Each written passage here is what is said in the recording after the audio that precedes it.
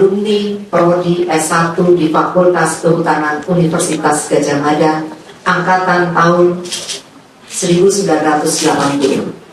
Yang kedua, Bapak Insinyur Joko Widodo dinyatakan lulus dari UGM tahun 1985 sesuai ketentuan dan bukti kelulusan berdasarkan dokumen yang kami miliki. Yang ketiga, atas data dan informasi yang kami miliki dan terdokumentasi dengan baik, kami meyakini mengenai keaslian ijazah sarjana S1 Insinyur Joko Widodo dan yang bersangkutan benar-benar lulusan Fakultas Kehutanan Universitas Gadjah Mada.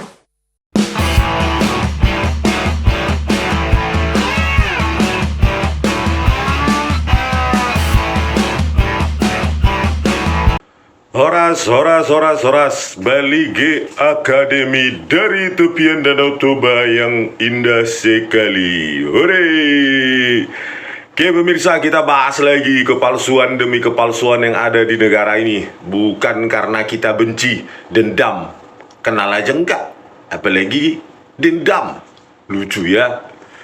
Oke, kita kembali ya, fokus kita adalah lembar pengesahan dari skripsi Joko Widodo ya. Kalau covernya mereka akan beralasan ya, ijazah, cover, sampul itu bisa beralasan itu dicetakkan di Verum Peruri misalnya ya. Padahal mereka nggak tahu di tahun itu ya. Ya, walaupun dicetakkan, itu pun fontnya harus tegak-tegak lurus gitu ya, karena belum ada algoritma kurva Bezier ya, baik yang kuadratik maupun yang kubik ya, untuk melengkungkan font itu. Jadi kalaupun di situ dulu 1985 mereka cetakkan ya, pakai teknologi printing saat itu, baik lewat koleksi font dalam PostScript ya, PostScript Type 1 yang ada di Adobe, itu belum cantik ya. Makanya kalau ada pun ya, kalian lihat sampulnya skripsi zaman itu tidak seindah ini. Kita lihat lengkungan ini sudah sangat indah ya. Makanya saya bilang ini font modern dengan teks editor modern. Makanya saya bilang Bu Ova Emilia lebih baik UGM jujur bahwa ya, lembar pengesahan ini diproduksi dengan teks editor yang modern. Karena apa? Di sini sudah lengkungan kurva menggunakan persamaan matematika kurva Bezier dan kurva kubik untuk membuat setiap font ya, di dalam setiap karakter di dalam skripsi Joko Widodo ini itu sudah sangat cantik dan modern, bahkan sama sudah dengan MS Word yang kita pakai tahun 2025. Bayangkanlah secantik ini ya, lembar pengesahan skripsi tahun 1985. Kalau lembar pengesahan skripsinya bodong, palsu ya, maka skripsinya palsu. Kalau skripsinya palsu, maka ijazahnya pun pasti palsu. Apalagi saya temukan tidak ada lembar pengesahan penguji. Tidak ada. Saya lihat sendiri kok di perpustakaan Fakultas Kehutanan UGM. Saya lihat sendiri, nggak ada. Ya, bayangkan skripsi tidak ada siapa pengujinya. Dan di sini kita lihat juga di lembar pengesahan untuk dosen pembimbing ini. Ya, di lembar pengesahan ini ya, Joko Widodo ini telah dipertahankan di depan Dewan Penguji pada tanggal kosong. Ya, kosong ini. Cobalah bayangkan. Ini punya penguji atau enggak? Atau pernah dipertahankan enggak ini Bu Ova Emilia, Bu Rektor UGM? Ini kan telah dipertahankan di depan Dewan Penguji pada tanggal kosong. Bayangkan kosong. Ya, di sini juga Yogyakarta kosong 1985. Kapan ini ditandatangani? dipertahankan di depan Dewan Penguji, kosong tanggalnya. Ya, ditandatangani lo dekan, pembimbing utama juga kosong. Ya, siapa yang menguji tidak ada di lembar pengesahan Dewan Penguji. Ya, dosen penguji ini kan makanya saya bilang ini sudah palsu. Ya, menggunakan teks editor modern. Ya, lihat ini jenis apanya nih, fontnya ini ya, Times New Roman, modern, dengan lengkungan-lengkungan yang sangat cantik, dengan kurva Bezier, baik kuadratik maupun kubik ya, susah kali ngomongnya. Nah, kalau kita lihat produk yang sama, bahkan dikti sekalipun ya, ini keputusan Jenderal Dikti tahun 85 masih begini formnya ini. Masih gini kualitasnya. Itu keputusan dikti itu, orang pusat masih pakai mesin ketik. Teknologi yang digunakan oleh Dirjen Dikti saat itu. Dirjen Dikti aja masih menggunakan mesin ketik.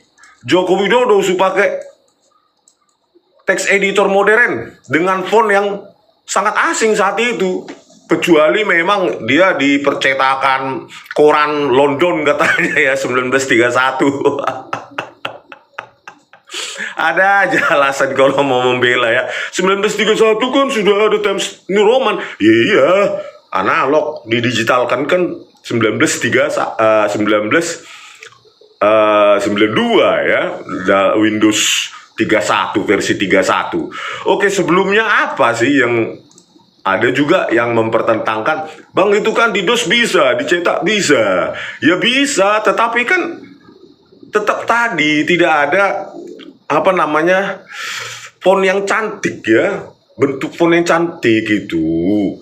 Nah, misalnya Cewriter, ini nggak mungkin kalau Cewriter dipakai oleh Joko Widodo misalnya, karena dia baru dibuat 86. Joko Widodo pun sudah lulus 5 November 1985. Kan nggak mungkin Joko Widodo menggunakan teks editor Cewriter ya, CW ini. Bayangkanlah huruf-hurufnya begini ya, what you see is what you get. Inilah huruf-hurufnya kan, ini lihatlah ini titik-titik ini kan, apalagi nilai S ini kan, lihatlah ini cara melengkungkan S, C aja nggak bisa apalagi S, karena dia belum menggunakan persamaan kuadratik untuk membentuk karakter itu ya, persamaan Bezier maksud saya ya. Jadi tampilannya seperti ini, Cewriter ini karakternya kasar seperti ini. Nah, inilah apanya ya, konsolnya saat itu ya, 1986 baru diterbitkan, dirilis. Joko Widodo udah lulus, jadi nggak mungkin Joko Widodo pakainya Cewriter untuk menciptakan lembar pengesahan tadi itu yang modern. Ya, ini adalah WYS IWYG dulu terkenal kali nih kalau orang belajar komputer dulu ya, untuk DOS dia, disk operating system, yang operating systemnya di dalam disket itu. Kalau nggak dimasukkan ya komputernya nggak hidup ya. What you see is what you get. Oke, kalau begitu bukan Cewriter yang dipakai oleh Joko Widodo. Oke, kita ke WordStar.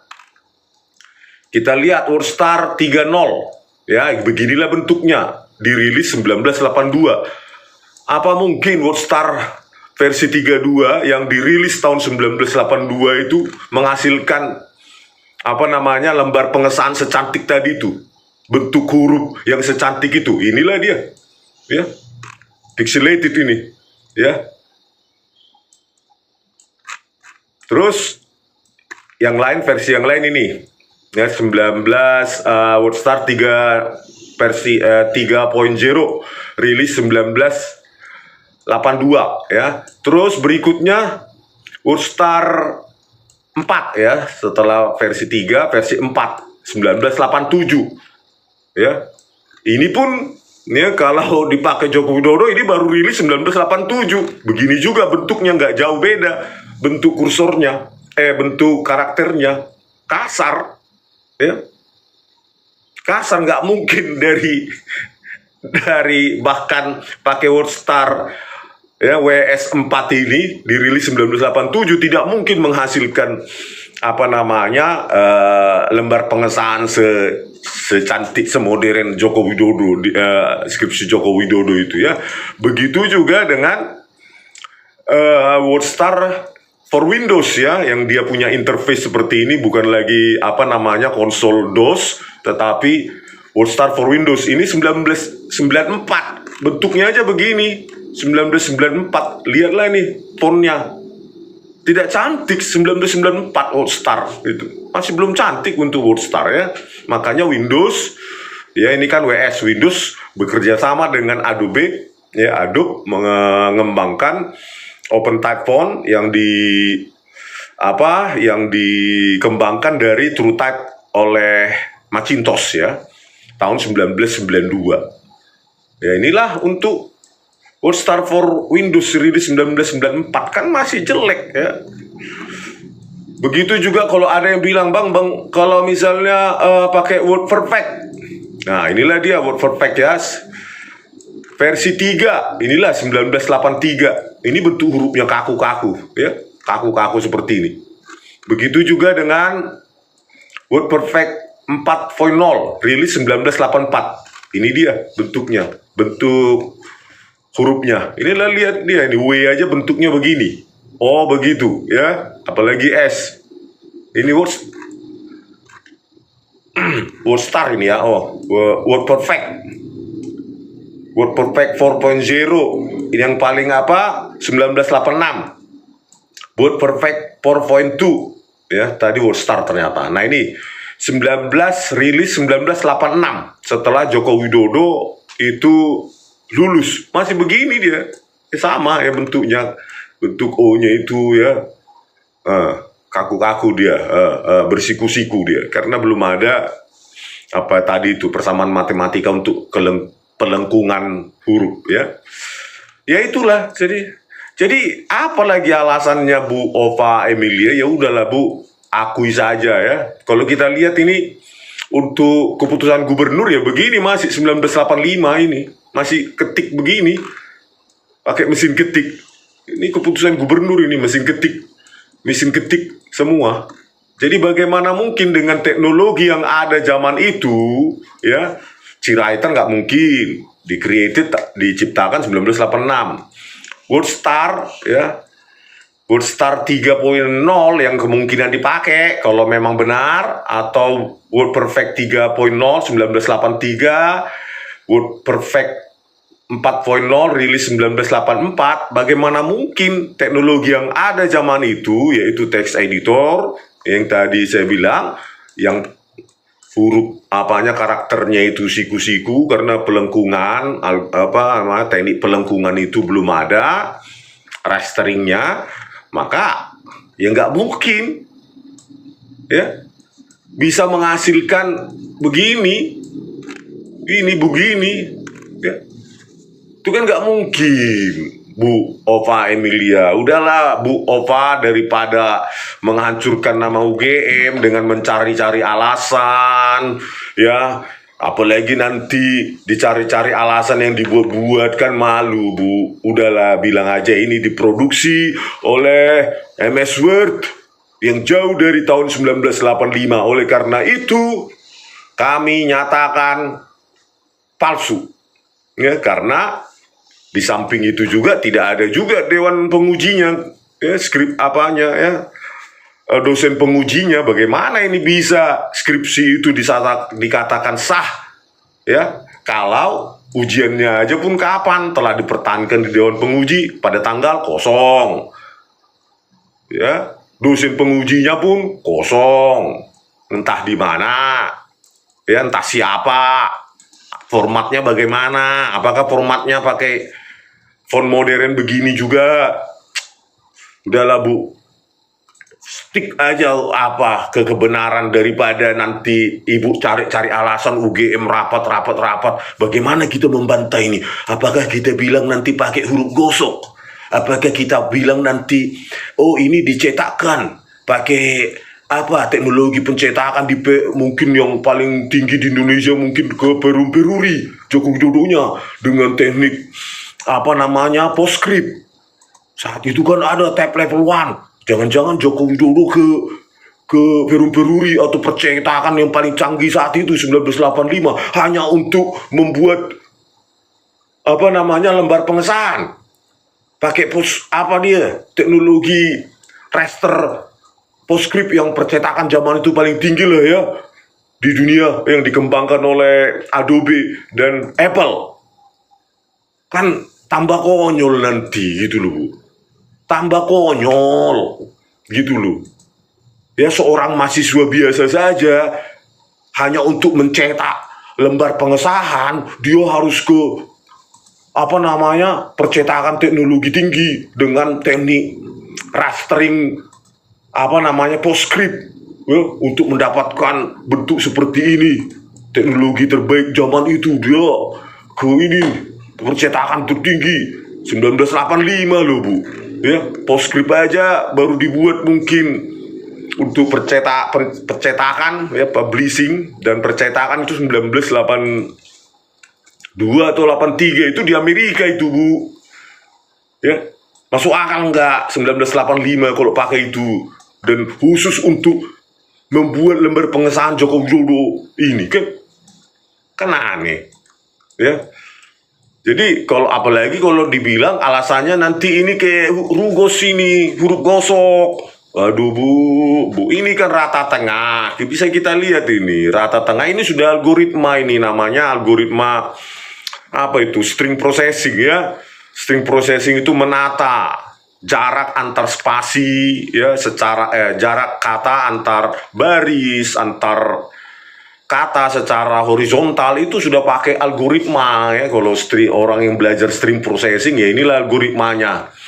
Begini, nggak perlu saya jelaskan ya, kalau orang komputer atau informatika paham ya, line spacing dihitung begini. Terus ini kan sudah bisa kita lihat ya, kalau kita gambarkan di sini ya, ini sudah pengaturan spasi yang modern. Saya gambarkan dulu ini. Nah, misalnya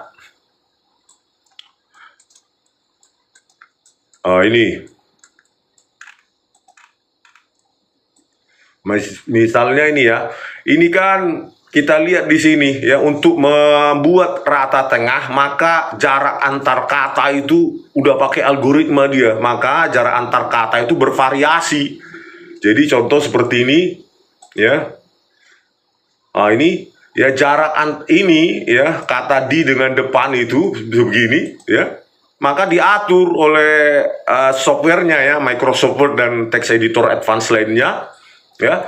Ini kan lebih melebar dari sini dan ini lebih sempit ya. Nah ini lebih lebar juga. Nah inilah algoritma spacing adjustment, kalau nggak space adjustment algorithm. Dan itu kita pelajari ya dasar-dasarnya. Cuma untuk Microsoft Word ya jelas mereka sembunyikan karena memang kompleks algoritma mereka untuk mengatur, untuk membuat text editor mereka ya tetap untuk milik mereka sendiri ya, bukan open source ya. Nah begitu juga dengan yang lain.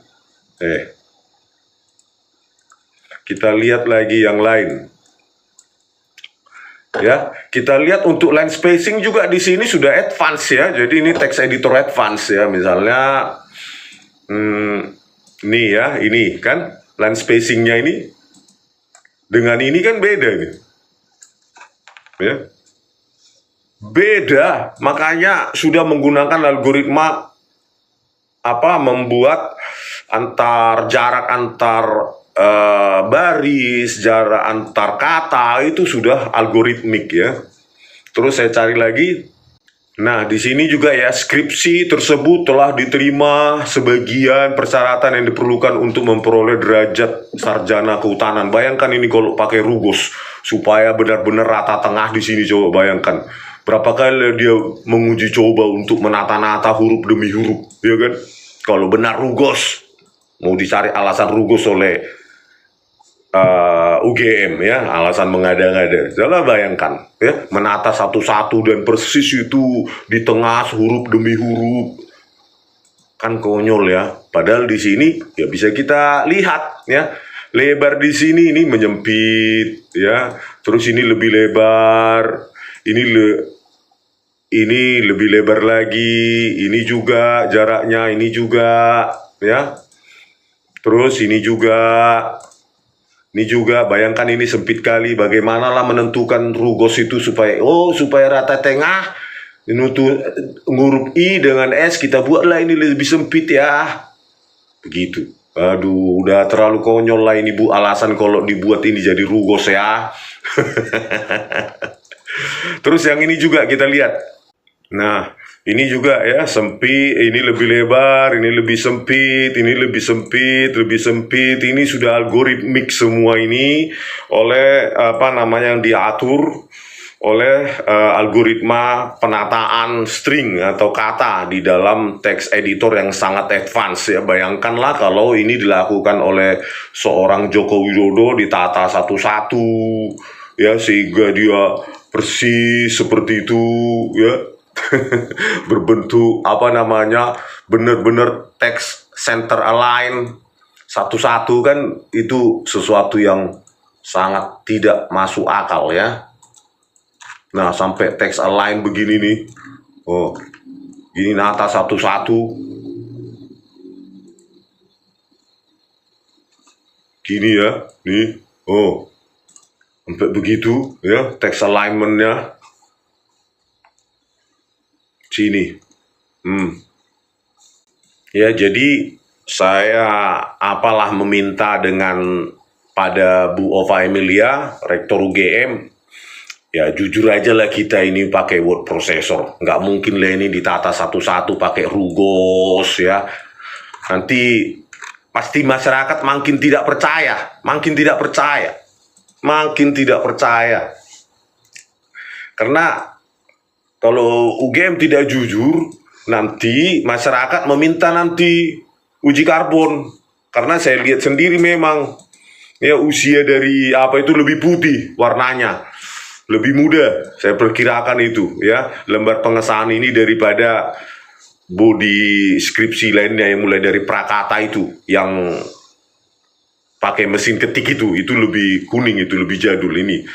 Kalau kita nanti masyarakat nggak percaya minta uji malah lebih babak belur Bu UGM. Lebih baik sudahlah akhiri ini apapun resikonya kejujuran harus dinomorsatukan ya. Tadi itu kalau cuma cover bisalah berbicara cover saja dengan logo bokeh boleh lah, itu udah ada template-nya di fotokopian UGM saat itu ya. Tapi kalau spesifik individu seperti ini mau dibilang lagi kepercetakan advance saat itu dengan teknologi font yang sangat modern Pak Joko Widodo ya sangat disayangkan lah kalau mau cari-cari alasan seperti itu ya. Apalagi teknologi percetakan saat itu ya cuma ini Bu ya dipakai oleh para mahasiswa kalau ada saat itu ya 1985 Star Micronics teknologi SG10 dot matrix, inilah cuma ini ya. Canon juga seperti itu, kecuali memang Joko Widodo memiliki printer yang dimiliki oleh Adobe saat itu ya, seperti Canon inkjet yang baru early stage, yang baru saja lahir saat itu, teknologi paling baru saat itu mungkin sudah ada LaserJet Canon miliknya Adobe dan Apple ya, silahkan kalau mau berargumen seperti itu. Tetapi lebih baik jujur daripada dicari-cari alasan. Lebih baik jujur, lebih baik gitu Bu. Lebih baik jujur daripada cari alasan. Tapi ujung-ujungnya nanti di ujung sana, di ujung waktu ya, kebohongan itu tetap terungkap ya. Kebohongan itu tetap terungkap ya. Pendek do Pak nih pergebus. Jadi pendeknya orang-orang pembohong ini gampang diketahui, suatu saat akan diketahui. Lebih baik jujur, dan UGM dihargai sebagai universitas yang masih memiliki integritas moral, kejujuran Daripada cari-cari alasan nanti ya, dicarilah ahli-ahli untuk membenarkan bahwa ini Pak Jokowi itu kepercetakan itu sudah ada waktu itu teknologi printer yang terbaru keluar tahun 83 84 di Amerika langsung dipakai, seperti Canon LaserJet yang baru dikeluarkan oleh Apple dan Adobe. Aduh bu, rakyat biasa loh Pak Joko Widodo saat itu. Rakyat biasa. Sama seperti mahasiswa biasa. Kalau benar jadi pernah mahasiswa UGM kan Pak Jokowi. Ya sama seperti mahasiswa biasa. Ya pakai apa rupanya? Ya pakai ketik manual menulis skripsinya ini.